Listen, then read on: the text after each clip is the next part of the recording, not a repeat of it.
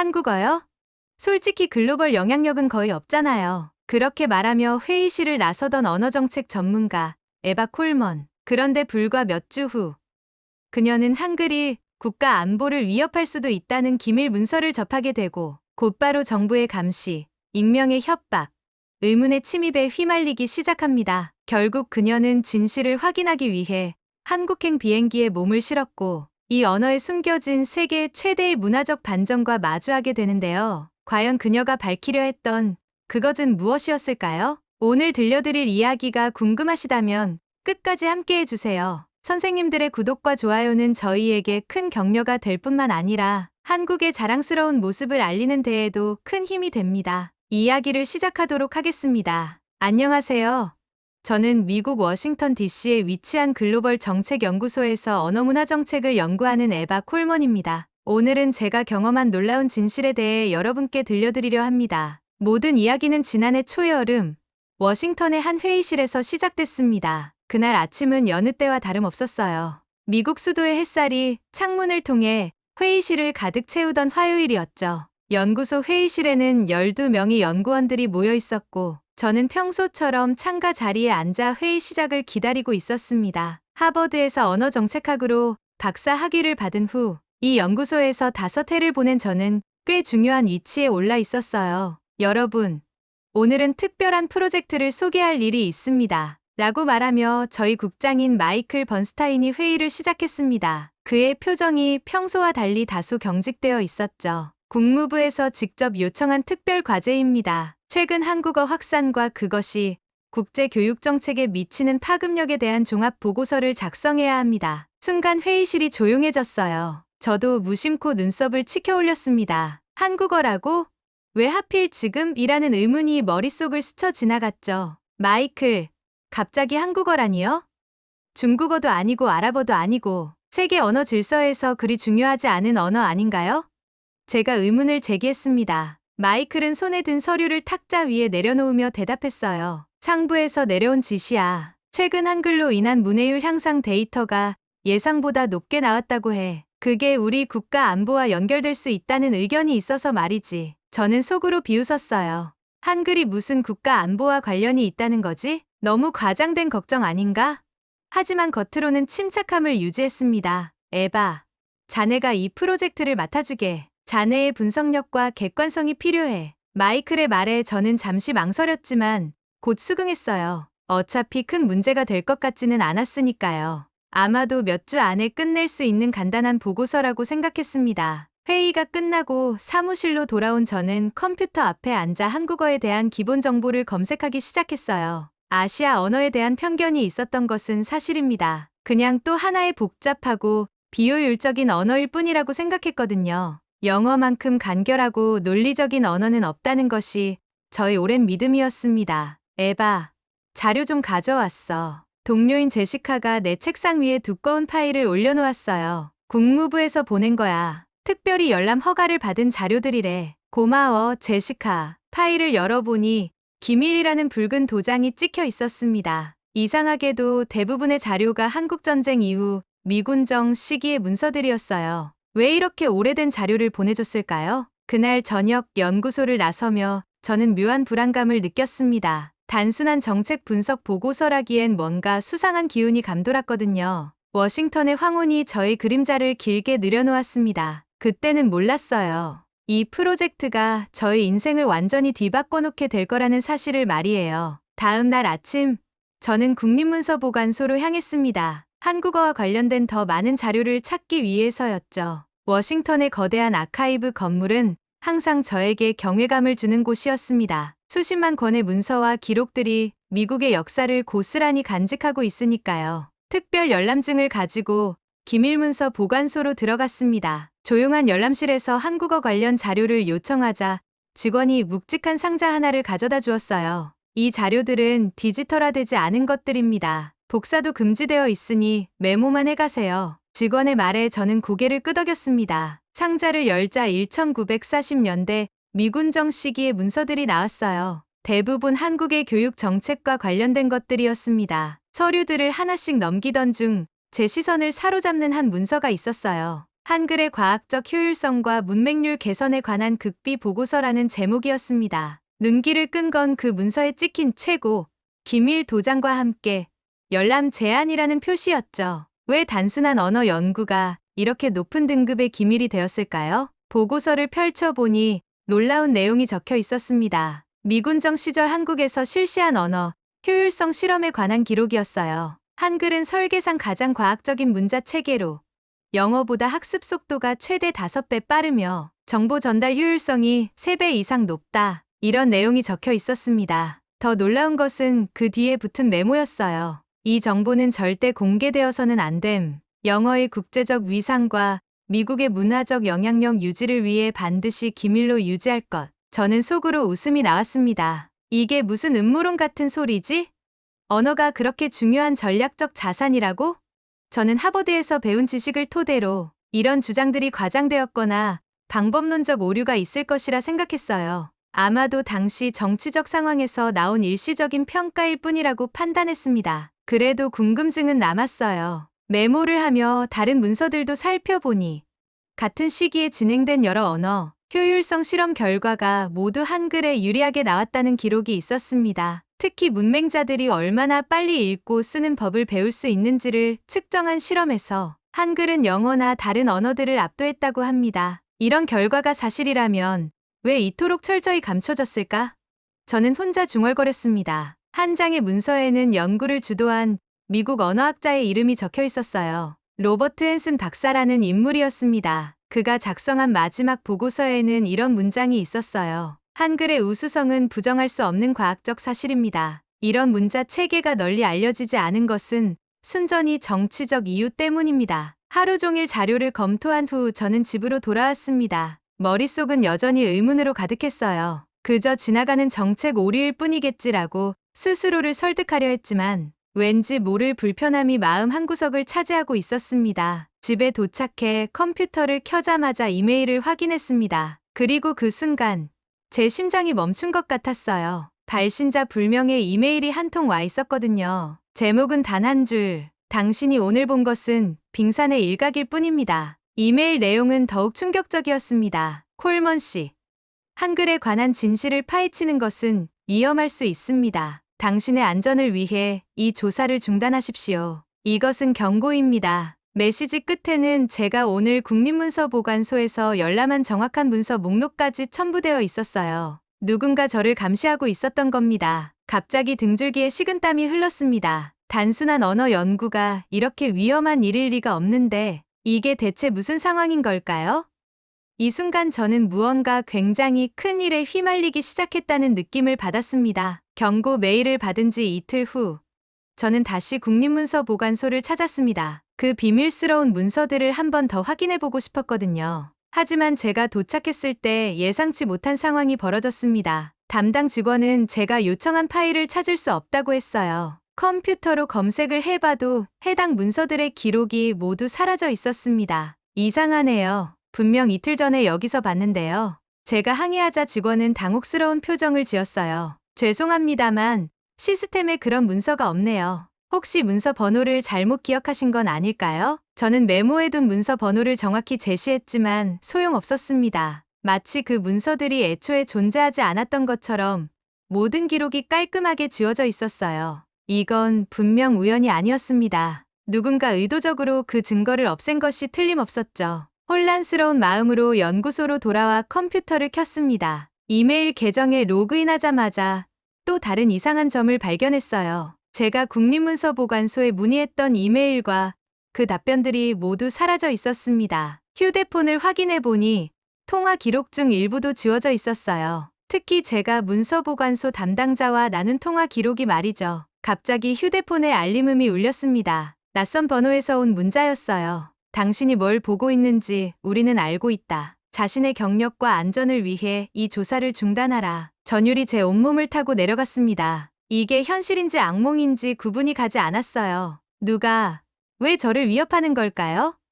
단순한 언어 연구에 이토록 민감하게 반응하는 이유가 뭘까요? 처음으로 진실에 대한 호기심과 두려움이 동시에 찾아왔습니다. 그날 밤, 저는 사무실에 늦게까지 남아 인터넷에서 로버트 앤슨 박사에 대한 정보를 찾아보았습니다. 언어학계에서 꽤 유명했던 인물이었지만 그의 경력에는 이상한 공백이 있었어요. 1950년대 초반에 한국 관련 연구를 하다가 갑자기 학계에서 사라졌다는 기록만 남아있을 뿐이었습니다. 더 이상 공개된 경로로는 정보를 얻기 어렵다고 판단한 저는 과감한 결정을 내렸어요. 대학 시절 친구인 알렉스에게 연락했습니다. 그는 지금 FBI에서 사이버 보안 분야에서 일하고 있었죠. 에바? 오랜만이네. 무슨 일이야? 알렉스의 목소리에는 반가움이 묻어났어요. 알렉스. 내 도움이 필요해. 비공식적으로 말이야. 저는 최대한 조심스럽게 상황을 설명했습니다. 전화로 너무 자세한 내용은 말하지 않으면서요. 위험한 일에 발을 들인 것 같은데. 만나서 얘기하자. 공개된 장소로. 알렉스의 말투가 심각해졌습니다. 다음 날 점심.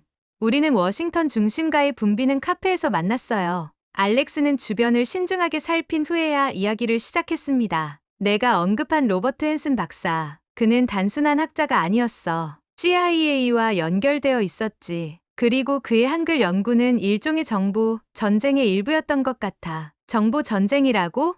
무슨 말이야? 냉전 시기에는 언어도 전략적 자산으로 여겨졌어. 특히 영어의 세계적 확산은 미국의 문화적, 정치적 영향력 확대의 핵심이었지. 만약 다른 언어 체계가 영어보다 효율적이라는 사실이 알려진다면, 알렉스의 말은 끝까지 이어지지 않았지만 저는 그 의미를 충분히 이해할 수 있었습니다. 영어의 우월성에 대한 믿음은 단순한 자부심이 아니라 전략적으로 구축된 신화였던 거죠. 조심해, 에바. 넌 지금 매우 위험한 물속에 발을 담그고 있어. 알렉스가 마지막으로 경고했습니다. 카페를 나서는 순간 저는 결심했어요. 이제 뒤로 물러설 수 없다고. 진실을 밝혀야 한다고. 한글의 비밀이 무엇이든 저는 그것을 찾아내겠다고 다짐했습니다. 플로리다의 태양은 유난히 따가웠습니다. 마이애미 교회의 한 요양원 앞에 서서 저는 잠시 망설였어요. 이곳에 정말 답이 있을까?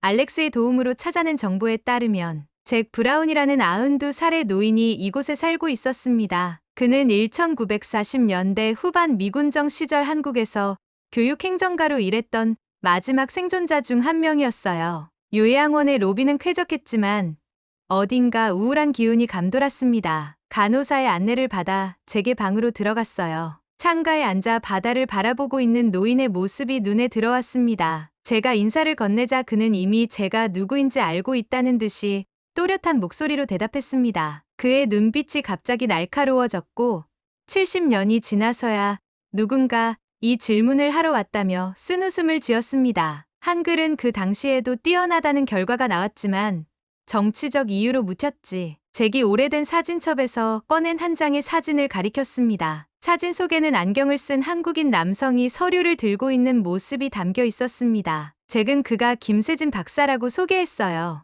한글의 우수성을 세계에 알리려 했던 한국인 언어학자였죠. 그러나 잭의 설명에 따르면 김 박사는 어느 날 갑자기 연구 자료와 함께 사라졌습니다. 공식적으로는 북한으로 월북했다고 발표됐지만 그들 모두 그것이 거짓말이라는 것을 알고 있었다고 했어요. 어떤 명시적인 증거는 없었지만 CIA의 개입이 있었다는 소문이 돌았어. 저는 소름이 돋았습니다. 잭의 말에 따르면 당시는 냉전 초기였고 미국은 언어적 헤게모니를 포기할 의향이 전혀 없었다는 겁니다. 그는 서랍에서 또 다른 봉투를 꺼내 저에게 건넸어요. 김세진 박사의 마지막 보고서 사본이었습니다. 그는 몰래 그것을 보관해왔으며 죽기 전에 누군가에게 이 진실을 전해야 한다고 생각했다고 말했습니다. 떨리는 손으로 봉투를 받았습니다. 안에는 한글과 영어로 작성된 문서와 함께 한 장의 사진이 들어있었어요. 김세진 박사의 얼굴이 저를 바라보고 있었습니다. 잭의 설명에 따르면 김 박사의 연구는 한글이 단순히 효율적인 문자가 아니라 인간의 두뇌 구조와 정보, 처리 방식에 최적화된 설계라는 것을 보여주었습니다. 놀랍게도 디지털 시대가 오기 훨씬 전에 이미 디지털 정보 처리의 원리를 담고 있었다는 겁니다. 저는 어떻게 15세기에 만들어진 문자가 그런 원리를 담을 수 있었는지 의아했습니다. 잭은 바로 그 점이 그들을 놀라게 했다고 말했어요. 세종대왕이라는 인물은 우리가 알고 있는 것보다 훨씬 더 뛰어난 천재였을지도 모른다고 했습니다. 그의 말에 따르면 한글의 자음과 모음, 구조는 마치 바이너리 코드처럼 조합되어 복잡한 소리를 효율적으로 표현할 수 있게 설계되었다고 합니다. 문서를 자세히 살펴보니 김 박사는 한글 학습자들과 영어 학습자들을 비교한 실험 결과도 남겨놓았습니다. 문맹인 성인들을 대상으로 한 실험에서 한글 학습자들은 평균 일주일 만에 기본적인 읽기가 가능했던 반면 영어 학습자들은 최소 6주가 필요했다는 놀라운 결과였습니다. 디지털 환경에서의 타이핑 속도와 정확성 면에서도 한글은 압도적인 우위를 보였다고 기록되어 있었어요. 인터뷰를 마치고 나오는 길, 잭은 제 손을 꼭 잡았습니다. 그는 이 진실을 세상에 알리는 것이 위험한 일일 수 있으니 조심하라고 경고했어요. 김세진 박사의 운명을 기억하라는 마지막 말을 남겼습니다. 요양원을 나서며 저는 김 박사의 사진을 다시 한번 바라보았습니다. 그의 눈빛 속에서 진실을 향한 열정이 여전히 살아있는 것 같았어요. 호텔로 돌아오는 길, 뒷좌석에 누군가 타고 있다는 느낌이 들었습니다. 백미러로 확인했지만 아무도 없었어요. 그래도 불안감은 가시지 않았습니다. 이제 저는 단순한 호기심에서 시작한 조사가 얼마나 깊고 위험한 물속으로 저를 끌어들이고 있는지 실감하기 시작했습니다. 하지만 이제 뒤로 물러설 수는 없었어요. 김세진 박사의 사진을 보며 저는 그의 미완성된 사명을 이어받겠다고 마음먹었습니다. 진실은 반드시 밝혀져야 했으니까요. 뉴욕의 컬럼비아 대학교는 가을의 정취로 물들어 있었습니다. 캠퍼스를 걸으며 저는 잭 브라운에게서 받은 정보를 어떻게 활용할지 고민했어요. 검증이 필요했습니다. 그리고 이곳에 그 답을 줄 수 있는 사람이 있다는 정보를 얻었죠. 언어학과 건물로 향하는 계단을 올라 3번째 층 끝에 위치한 연구실 앞에 섰습니다. 문에는 박지훈 교수, 비교 언어학 명패가 붙어 있었어요. 노크 후 들어간 연구실은 책과 논문으로 가득했습니다. 창가의 책상에 앉아있던 중년의 아시아계 여성이 고개를 들었어요. 그녀는 제가 누구인지 이미 알고 있는 듯 했습니다. 콜먼 씨. 기다리고 있었어요. 박 교수가 일어나 손을 내밀었습니다. 전화로 말씀하신 김세진 박사에 관한 질문. 직접 뵙고 이야기하고 싶었습니다. 자리에 앉아 저는 조심스럽게 플로리다에서 얻은 문서들을 꺼냈습니다. 박 교수의 눈빛이 순간 변했어요. 그녀는 문서를 받아들고 빠르게 훑어본 후 깊은 한숨을 내쉬었습니다. 김세진 박사는 제 지도교수였어요. 실종 전 이상한 낌새가 있었죠. 박 교수가 조용히 말했습니다. 그녀의 말에 저는 놀라움을 감추지 못했어요. 시간적으로 가능한 일인지 계산해보니 박 교수가 굉장히 젊은 시절 만난 분이었을 테죠. 박 교수는 제 의문을 눈치챘는지 설명을 이어갔습니다. 제가 22살 때 김 박사님은 이미 70이 넘은 원로 학자셨어요. 그분은 평생을 한글 연구에 바치셨죠. 저는 그분의 마지막 제자였습니다. 박 교수는 자리에서 일어나 잠금 장치가 달린 캐비닛으로 향했습니다. 열쇠로 캐비닛을 열고 오래된 파일 상자를 꺼냈어요. 그 안에는 더 많은 연구 자료와 실험 데이터가 담겨 있었습니다. 김 박사님은 실종되기 전 이 자료들을 저에게 맡기셨어요. 언젠가 이런 날이 올 거라고 예상하셨던 것 같습니다. 저는 자료들을 하나씩 살펴보기 시작했습니다. 과거 연구 성과를 디지털화한 데이터, 문해력 향상에 관한 실험 결과, 신경언어학적 분석까지 있었어요. 모든 결과는 한 방향을 가리키고 있었습니다. 한글은 단순한 문자 체계가 아니라 인간의 두뇌 구조와 놀랍게 일치하는 과학적 설계물이라는 사실을요. 이건 정말 놀라운데요. 이런 연구 결과가 왜 지금까지 학계에 널리 알려지지 않은 건가요? 제가 물었습니다. 박 교수는 쓴웃음을 지었어요. 시도가 없었던 것은 아닙니다. 하지만 매번 학술지 게재가 거부되거나 학회 발표가 취소되거나 연구비가 끊기는 일이 반복됐죠. 마치 보이지 않는 장벽이 있는 것처럼요. 그녀는 컴퓨터 화면을 켜고 최신 연구 결과를 보여주었습니다. 한글로 타이핑하는 사람들의 뇌파와 영어로 타이핑하는 사람들의 뇌파를 비교한 실험이었어요. 결과는 명확했습니다. 한글 사용자들의 뇌는 더 적은 에너지를 소모하면서도 더 많은 정보를 처리하고 있었어요. 이 데이터는 작년에 수집한 겁니다. 디지털 처리 속도, 학습 효율성, 정보 전달력, 모든 면에서 한글은 현존하는 문자 체계 중 가장 뛰어난 성능을 보여주고 있어요. 박 교수의 설명을 들으며 저는 그동안 제가 가지고 있던 언어에 대한 관점이 얼마나 좁았는지 깨달았습니다. 영어 중심주의에 젖어 다른 언어, 체계의 가능성을 무시했던 거죠. 진실은 제가 생각했던 것과 너무나 달랐습니다. 이 모든 증거에도 불구하고 왜 세계는 여전히 이런 사실을 인정하지 않는 걸까요? 제가 의문을 제기했습니다. 언어는 단순한 소통 도구가 아니에요. 그것은 권력이자 통제의 수단이죠. 영어의 세계적 지위는 우연이 아닙니다. 그것은 의도적으로 구축되고 유지되어 온 체제예요. 박 교수의 목소리는 굳건했습니다. 그녀의 말을 들으며 저는 마침내 한글이 실제로 과학적으로 설계된 문자라는 사실을 인정하기 시작했습니다. 더 이상 의심할 여지가 없었어요. 증거는 너무나 명백했고 이제 저는 그 진실을 세상에 알려야 한다는 사명감을 느꼈습니다. 뉴욕에서 워싱턴으로 돌아온 저는 한 가지 확신을 갖게 되었습니다. 이론과 과거의 증언만으로는 부족하다는 것이었어요. 진실을 세상에 알리려면 누구도 반박할 수 없는 현재의 증거가 필요했습니다. 그래서 저는 직접 실험을 설계하기로 결심했어요. 연구소에서 승인받기는 어려웠지만 개인 자격으로라도 해내고 싶었습니다. 브루클린의 한 성인 교육센터와 접촉했습니다. 그곳에는 다양한 배경을 가진 성인 학습자들이 있었어요.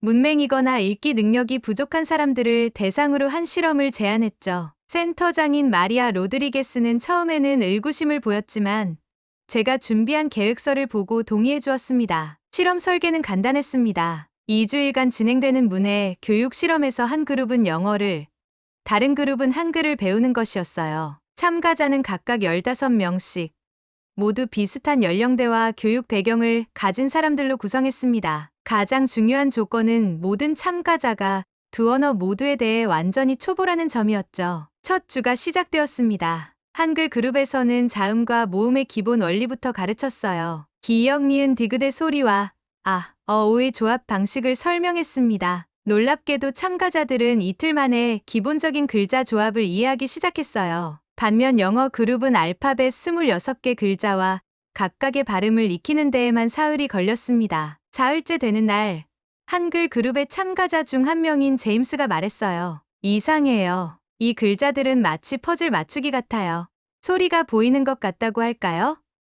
그의 말에 다른 참가자들도 고개를 끄덕였습니다. 한글의 표음 문자적 특성을 직관적으로 이해하고 있었던 거예요. 일주일이 지나자 차이는 더욱 명확해졌습니다. 한글 그룹은 이미 간단한 단어들을 읽고 쓸 수 있었어요. 나무, 하늘, 사람 같은 기본 어휘를 정확하게 읽어냈습니다. 영어 그룹은 여전히 캣, 도그 같은 세 글자 단어를 읽는 데에도 어려움을 겪고 있었죠. 가장 놀라운 변화는 둘째 주에 나타났습니다. 한글 그룹의 참가자들이 자신이 모르는 단어라도 글자만 보고 발음할 수 있게 된 거예요. 한글의 표음 문자적 특성 덕분에 처음 보는 단어도 정확하게 읽어낼 수 있었습니다. 반면 영어 그룹은 여전히 암기에 의존해야 했어요. 실험 마지막 날, 두 그룹 모두에게 동일한 난이도의 읽기 테스트를 실시했습니다. 결과는 충격적이었어요. 한글 학습자 그룹은 평균 87점을 기록했고, 영어 학습자 그룹은 평균 52점에 머물렀습니다. 읽기 속도에서도 한글 그룹이 2배 이상 빨랐어요. 데이터를 정리하며 저는 흥분을 감출 수 없었습니다. 이것은 더 이상 과거의 기록이나 이론이 아니었어요. 현재 진행형의 명백한 증거였습니다. 한글이 학습자에게 얼마나 친화적인 문자, 체계인지를 보여주는 생생한 증명이었죠. 뉴욕의 교육 전문지 러닝 투데이에 논문 예고문을 기고했습니다. 한글과 영어의 학습 효율성 비교 연구 성인 문해 교육에서의 새로운 가능성이라는 제목으로요. 편집부에서는 흥미로운 연구라며 정식 논문 게재를 약속해 주었습니다. 그런데 논문을 제출한 지 사흘 후 예상치 못한 일이 벌어졌습니다. 퇴근 후 집에 돌아가는 길에 휴대폰으로 문자가 왔어요. 당신의 커리어가 위험해질 수 있습니다. 논문 게재를 철회하십시오. 발신자는 여전히 불명이었습니다. 다음 날 아침, 더 직접적인 위협이 찾아왔어요. 연구소 상관인 마이클이 제 사무실로 찾아온 거였습니다. 에바, 자네가 진행하고 있는 개인 연구에 대해 문의가 들어왔네. 마이클의 표정이 심각했습니다. 저는 누구에게서 온 문의인지 물었지만 그는 명확한 답변을 피했어요. 다만 연구소의 명성을 고려해서 좀 더 신중하게 접근하라는 당부만 남겼습니다. 하지만 저는 이미 돌이킬 수 없는 지점에 와 있었어요. 진실은 숨겨질 수 없다는 확신이 있었으니까요. 논문을 제출한 지 일주일 후, 제 일상에 이상한 일들이 연속적으로 벌어지기 시작했습니다. 먼저 은행에서 연락이 왔어요. 제 계좌가 의심스러운 거래로 인해 일시적으로 동결되었다는 통보였습니다. 은행 직원은 곧 해결될 문제라고 했지만 저는 이것이 우연이 아니라는 걸 직감했어요. 이틀 후에는 연구소 인사팀에서 저를 호출했습니다. 내부 감사팀이 제가 최근 진행한 개인 연구에 대해 조사하고 있다는 통보였어요. 연구소 자원을 사적으로 사용했는지, 기관의 명성에 해를 끼칠 수 있는 활동을 했는지에 대한 질문들이 이어졌습니다. 저는 모든 실험을 개인 비용으로 진행했다고 해명했지만 조사관들의 표정은 여전히 의심스러워 보였어요. 더욱 불안한 일은 언론사들의 반응이었습니다. 처음에는 관심을 보였던 러닝투데이에서 갑자기 기사 게재를 거절한다고 연락해왔어요. 편집장은 상부의 결정이라는 모호한 표현만 반복했습니다. 다른 교육 전문지들도 마찬가지였어요. 심지어 독립 언론 매체들조차 제 연구에 대한 기사화를 꺼려했습니다. 그런 어느 날 밤, 정말 충격적인 일이 벌어졌습니다. 늦은 저녁에 집에 돌아왔는데 현관문의 자물쇠가 이상했어요. 평소보다 뻑뻑하게 돌아가는 느낌이었죠. 집 안에 들어서자마자 뭔가 다르다는 걸 알 수 있었습니다. 책상 위에 서류들이 미묘하게 다른 위치에 놓여 있었고 컴퓨터 화면에는 제가 끄지 않은 프로그램이 실행되어 있었어요. 가슴이 두근거렸습니다. 누군가 제 집에 침입했다는 확신이 들었어요. 하지만 아무것도 훔쳐간 것은 없었습니다. 오히려 그들의 목적은 제가 어떤 자료를 가지고 있는지 확인하는 것 같았어요. 책장과 서랍들도 정교하게 뒤져진 흔적이 있었지만